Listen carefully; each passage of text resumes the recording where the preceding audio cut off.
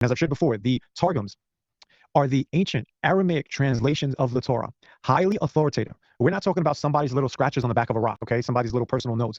We are talking about very authoritative, read in the synagogue, as there were some groups of Jews who knew less Hebrew. There were people who translated the Torah and the prophets and other passages into Aramaic because that was the main language that the people were speaking. But these translations are very much like the Septuagint. If you know about the Greek translation, they are many times interpretive. They are freezing interpretations that the people had of that time period. Now let's read Isaiah 8 about the stone in the Aramaic Targums, okay? It says, the Lord of hosts, him you will call holy, and he is your fear, and he is your strength. But if you do not receive it, his memra will become an avenger among you and become a stone of smiting and a rock that causes stumbling for the two houses of the leaders of Israel. Now let's go earlier. So when Messianic Rabbi Ed tells you that the Lord is the stone and the stone is the Messiah, you say, Rabbi Ed, you don't know what you're talking about. You don't know the Hebrew. You don't know the sources. This is a Christian interpretation.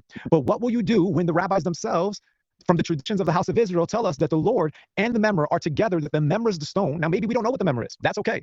But I'm going to explain it to you. The memra is the Aramaic word for word.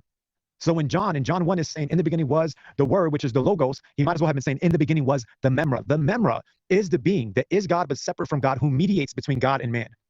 In other passages, Thaddeus, in the Targums, which I know you're familiar with, but let's focus on this. In other passages in the Torah and in other places, when God does things, the translators of the Targums put the memra in its place. It's like saying the logos did this, the logos did that, the logos did that.